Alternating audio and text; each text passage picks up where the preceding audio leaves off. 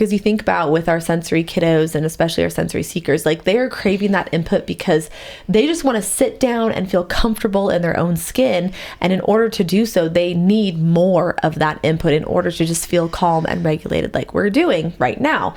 So when we can not only teach our clients, teach their families and caregivers, but also advocate for them in the school setting. Like, stop forcing this child to sit down and learn when they haven't had a chance to meet their needs. They're going to go crazy. Like, you cannot expect them to sit down and focus for 3 hours straight if you're not going to help them meet their needs. So advocating and teaching, I mean, that's honestly why we're here, is just a huge component to success with autistic individuals, children and adults. I'm Rachel. And I'm Jessica, and this is All Things Sensory by Harkla. We are both certified occupational therapy assistants, and together with Harkla, we are on a mission to empower parents, therapists, and educators to help raise confident and strong children of all abilities. On this podcast, we chat about all things sensory, diving into special needs, occupational therapy, parenting, self-care, overall health and wellness, and so much more. We are here to provide raw, honest, and fun strategies, ideas, and information for parents, therapists, and educators, as well as other professionals to implement into daily life. Thank you so much for joining us. Hey there, welcome back to All Things Sensory by Harkla. We're so happy to have you. I'm Rachel. And I'm Jessica. And we are so excited to be celebrating OT month and Autism Acceptance Month. That's right. April's a big month. It's also my birthday month. Just putting that out there. There's a lot of things to be celebrating this month. So today we're actually going to talk about a combination of OT related and autism related, and we're going to talk about how occupational therapy can be helpful for autistic children. And we'll answer a listener question at the end. Great. Because we have a lot of listener questions. There's a form in the show notes that you can fill out if you have a question for us and you want us to answer it. We'll do our best. There's a lot there, so we try to stay caught up, but we're not caught up. Yes. So let's start by just giving a brief overview of occupational therapy, what it is, why we love it, why it's such a magical profession, and why we have an entire month dedicated to celebrating it. So, fun story. I was recently up at a friend's cabin up in the mountains, and we went to the hot tub, which was in the community pool hot tub center, and a family joined us in the hot tub, and they were talking to us, and it was me and 3 OTs that I work with. And when we told him what we did, that we were occupational therapists, he said, "Oh, so you help people find jobs?" I kid you not, it's a running joke with OTs that we don't help people find jobs, but I actually think this was the first time that somebody had actually said that to my face. Really? And was totally and completely honest. Yeah. And we all just laughed and we said no. But that's a great question because that's what it sounds like. Yeah. And I mean, really, when you think about the core of OT, you think about everything that we do in a daily life situation, those are your occupations. Those are your daily activities. So what we have to remember is that some people, some adults, some children struggle with getting through those daily occupations. So anything from eating, taking a drink of water, going to the bathroom, showering, grocery shopping, meal planning, driving a car, going up the stairs, like anything that you do in your daily routine is part of your daily occupations. And so we really help kids and adults get through their daily occupations as easily as possible, whether that's working on the underlying skills, whether that's providing modifications or adaptations. I think like my favorite way of explaining it is just saying like we help people live their life to their fullest capacity. It's and true. Our job is just to make our clients' lives easy and enjoyable, positive, and successful. Yeah, independence is a big piece of that. Yep. And for children specifically, since that's the area we specialize in is pediatrics, we're really working with the kids who struggle with emotional regulation, academic-based tasks if they're school-aged. For infants and toddlers, we focus on developmental milestones and children who maybe have underlying conditions that affect their ability to hit these milestones. Feeding is a big one for children. nutrition, social skills, what else? Motor coordination, Sleep. for the child's ability to like climb and run and jump and ride a bike. Those are the areas that we focus on in pediatrics. And we do that through play-based therapy. And one of the things that we can help with too is just those simple play skills of a child to come up with an idea, execute it, and follow through during a play-based situation. Yeah. One of the cool things about OT too, for our practitioners out there, is that there's so many different areas that you can go into and specialize in OT. And I know when I was going through school, when we were going through school together, I was not going to go into pediatrics. I was so against working in peds. I was geriatrics all the way. You loved your old people. I still love my old people. Yes. But I was so turned on by the idea that you can work in schools, you can work in hand therapy, you can work with seniors, you can work in a private clinic, you can work in home. You can work in home, you can be a lactation specialist. You can, there's so many different, you could be a pelvic floor specialist. There's so many different areas that you can specialize. If you find your niche, if you find something that resonates with you and you're passionate about, you can go in and specialize in that area inside of OT. And I just think that is the coolest thing. You get bored with one area and then you move on to the next and you try something different, but you're still doing OT, which is the core of why we're all here doing what we love. Yeah, we literally were just talking about birth and how much you love birth. And you were like, I would love to be a doula. And I said, as an OT, you can totally do that. Yes. Well, catch me in my next podcast about birth. Right. Kidding. Okay, so now let's talk about autism and how OT can help children with autism specifically. Mm-hmm. We know that OT ranges from children to adults, but since we specialize in children and pediatrics, that's what we'll talk about. I do feel like, before we jump into that, I do feel like there is a missing area of OTs helping autistic adults, of course, as well. Yes. I feel like we should have clinics set up for helping adults, autistic adults. But I almost think that working in home with autistic adults would actually be more beneficial. Regardless, having practitioners who specialize with adults, I think that's just like a huge missing component. But pediatrics, that's where we're specializing. That's what we're going to talk about today. Yes. So what we have discovered in our 11 years of working in this field is that if we get a client on our caseload in the clinic, that's where we've worked, and this child has a diagnosis of autism, oftentimes some of the main areas that they're struggling with are daily routines, like getting dressed, sitting down to eat a meal, social skills at school, emotional regulation is a big one, and then just overall sensory processing. And what we find is that many autistic children, not all of them, but many, are highly sensitive, especially to certain types of sensory input, like highly sensitive to tactile input. So it creates difficulties with getting dressed and eating certain types of foods and having a good food rapport. They might be highly sensitive to auditory input, so they don't like loud noises, or they're easily overstimulated in busy environments.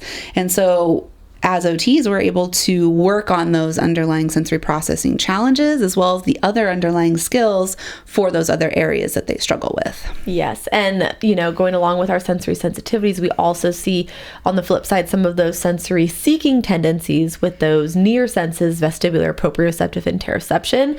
And so helping to meet those needs and provide those sensory strategies to really make a difference with helping meet their needs. Because you think about with our sensory kiddos and especially our sensory seekers, they are craving that input because they just want to sit down and feel comfortable in their own skin. And in order to do so, they need more of that input in order to just feel calm and regulated, like we're doing right now. Mm-hmm. So when we can not only teach our clients, teach their families and caregivers, but also advocate for them in the school setting. Stop forcing this child to sit down and learn when they haven't had a chance to meet their needs. They're going to go crazy. You cannot expect them to sit down and focus for 3 hours straight if you're not going to help them meet their needs. So advocating and teaching, that's honestly why we're here. And we're just getting really deep today, but we're just, being able to advocate and teach people about sensory sensitivity, sensory seeking, is just a huge component to success with autistic individuals, children and adults. Yeah, and I think having a really good foundational understanding of sensory integration sensory processing disorder is really important when working with these children because, like Rachel said, we need to be able to provide those strategies, accommodations, modifications to help the children meet their sensory needs, but then also give them the tools and the strategies they need to decrease sensory overload in other situations.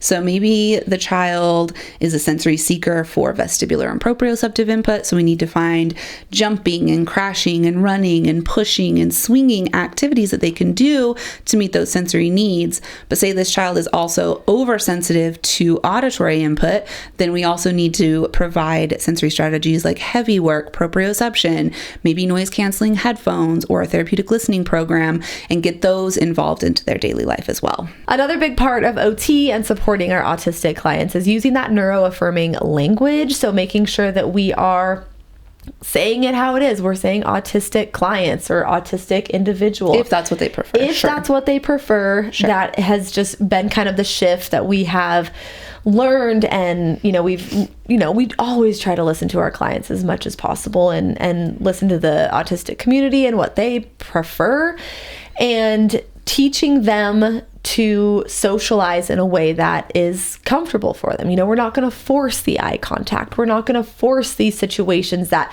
neurotypical people would generally go for or be comfortable with. Yeah. We have to make sure that we are following their leads, and we're not trying to take away stimming, because stimming is a very regulating strategy, even though it may not be the most socially appropriate thing in certain situations. Making sure that we understand how regulating it is. We're not, taking these activities away from our clients that are regulating. We're not making them work for sensory breaks or sensory strategies or preferred items. We just want to make sure that we're following that holistic approach and that whole person approach as well when we are teaching these skills. Yeah, for sure. And as OT practitioners, we can really help these clients learn different ways of socializing that help them feel comfortable, that help them develop the social relationships that they want to have. In my experience, the autistic children that I've worked with, they want to socialize. They want to engage. They want to laugh and smile and have fun. It's just a matter of figuring out how they can do that in a way that feels right to them. And, if we have a child who communicates verbally and we have a child over here who communicates using their AAC, then we make sure we're using whatever method of communication they can use to communicate with their peers and with their caregivers and other adults. And it's just such an individualized approach that sometimes I don't like talking about these topics of this is how we work with all autistic children. That's not true. Yeah. I have a variety of autistic clients on my caseload right now, and my approach with all of them is a little bit different. I think from the sensory standpoint, it's all pretty much the same of we focus on what their sensory needs are, and we make sure we give them those sensory activities while also providing the sensory supports for the areas where they have sensory overload. But from the social aspect, it's all very similar of just engaging in those activities that they enjoy in, getting down on their level, and communicating the way that they communicate, right? So if the child does use the AAC, I'm using the AAC to communicate with them because that's how they are communicating right then. Yeah. And what else makes it challenging is that every family is unique in their autism journey. Some families are like, nope, my child is not autistic. I don't want you to treat them like they're autistic. And some families are like, my child's autistic. This is great. This is what we're going to do. This is the approach we take. So you as a therapist have to be so particular about how you approach each family, each caregiver, each child based on what the family has requested and their beliefs as well. And that's why there's no one size fits all when we are working with autistic clients, because every situation is so unique. And if you do come at it from a lens of this is what we do, this is how we say it, this is what we do in all these situations, you're going to get burned as a therapist, and you're not going to help your clients. You're not going to be able to build rapport, which is the number one thing you need to do in order to help your clients thrive. So I don't even remember what we were talking about. I will say that for communication and the social interaction, looking into, if you're a therapist, looking into the floor time, the DIR floor time is really, really great. You learn a lot about how to connect with children in oftentimes a non-verbal way, and how to follow their lead and engage with what they are doing to start building that social communication. Which is huge. Yes. Yeah. So I will never forget the first time we had to, learn how to help clients wipe their bottoms in school. And I remember we had these like adaptive tools, adaptive devices where you had to like put the toilet paper on the stick and then practice wiping. And gosh, there was one more, and I can't remember what it was, but we went to a white elephant party. This was like early on in my career, and I got the wiper that, to reduce the amount of twisting that you need. And there was something else that I got. The reacher, the sock donner. It might have been, I think it was another like toilet thing. I can't remember what it was, but I got these toilet OT treasures for the white elephant party, and they were such a hit. Of course, because they're unique. They were such a hit. Yeah, all the dudes loved them. They were like, no, I want this. Yeah. Yeah, but it's a funny thing that you get to work on in OT, and one of my favorite activities to work on with kids, I need to do this with my own kids, is we would grab like 1 balloon or 2 balloons, and we'd write peanut butter in the middle of them, and then we would sit the child on a therapy ball or on a stool, and they would have to twist around and wipe with toilet paper or a wipe, and fold and wipe and fold, because the balloons kind of look like a butt, and the peanut butter, you think you can figure that one out, but it's just a great way to work on the trunk rotation, the feet stability, the postural control, and object manipulation, yes, flexible thinking, yes, problem solving, yes, tactile processing as well. God forbid we get a little peanut butter on our hands. Oof. So that's a really fun one, and I just think it's really cool. Like, all jokes aside, it's a really cool thing that we're able to do to teach kids how to do these skills independently. Like today, I told Jessica, Trip zipped his zipper on his coat for the first time all by himself, and he was so excited. And teaching kids to tie their shoes is like one of my all-time favorite skills to teach kids, and it'll just be interesting to see how it goes with my own child.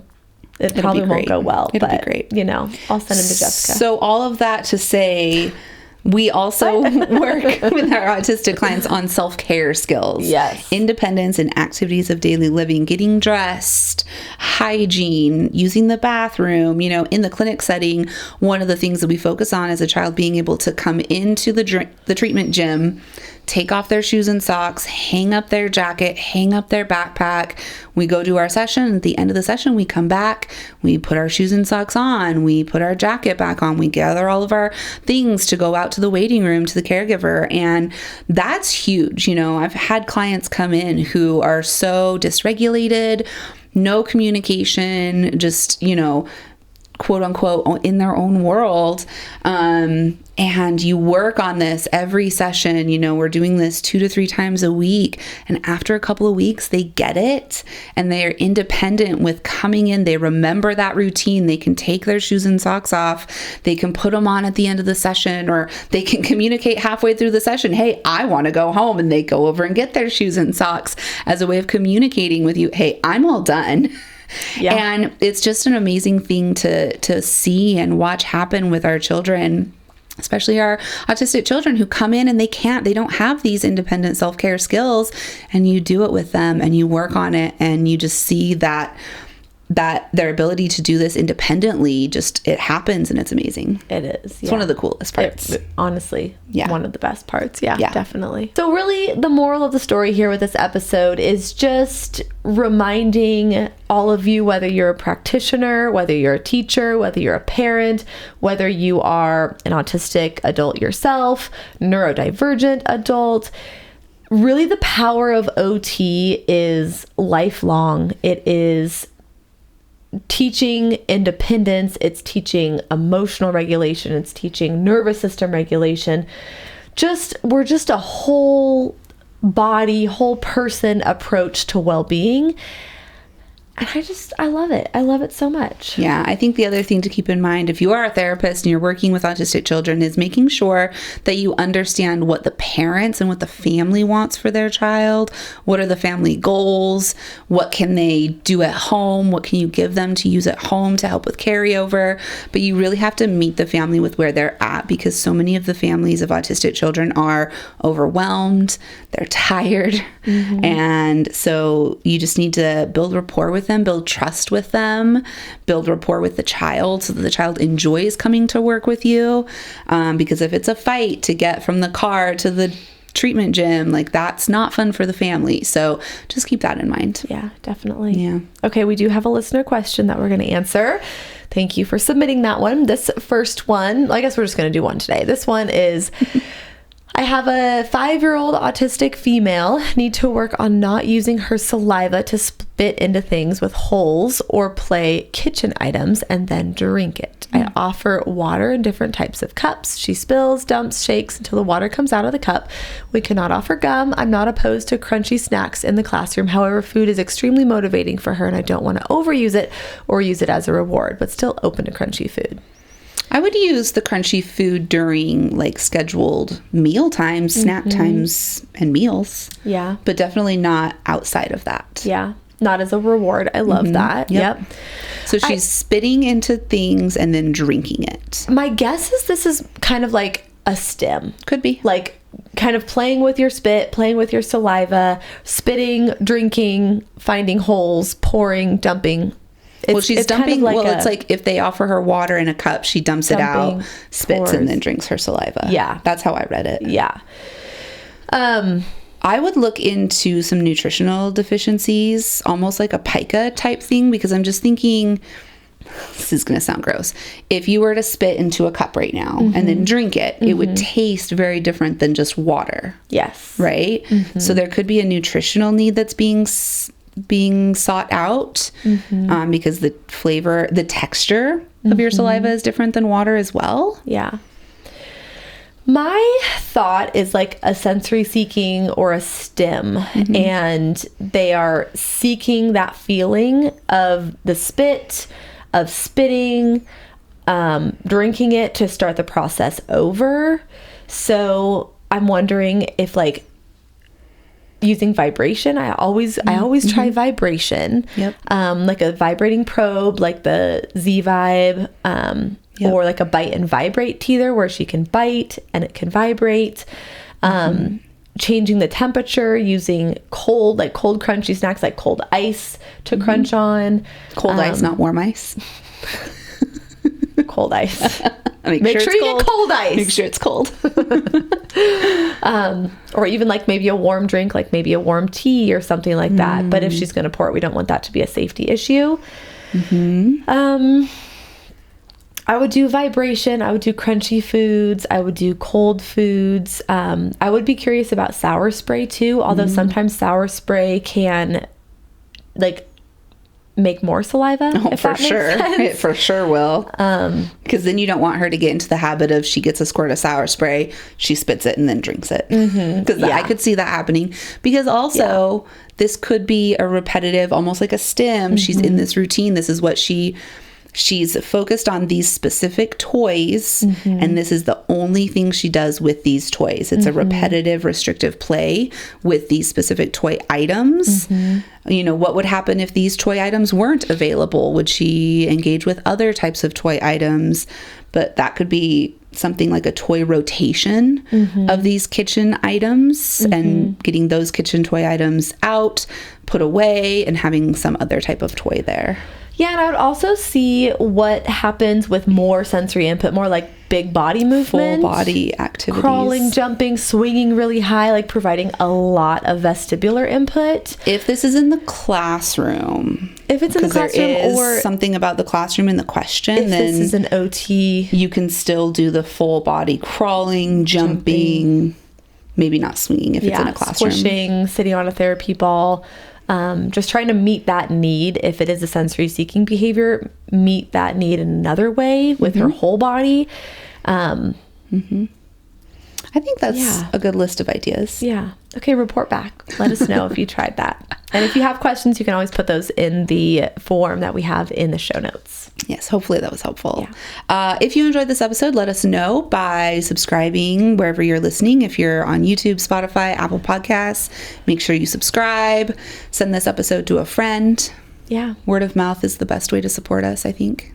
Did you already say leave a review? No. Leave a review on iTunes or Apple Podcasts, Spotify. Leave us a comment if you're watching on YouTube or if you're watching on Spotify as well. So many ways. It's fun being on video now. Yeah, we're kind of everywhere. I know. Whew, but stressful. Happy OT month. Happy Autism Acceptance Month. We love and appreciate you all, and thank you for being here. Okay, we'll see you next time. Okay, bye.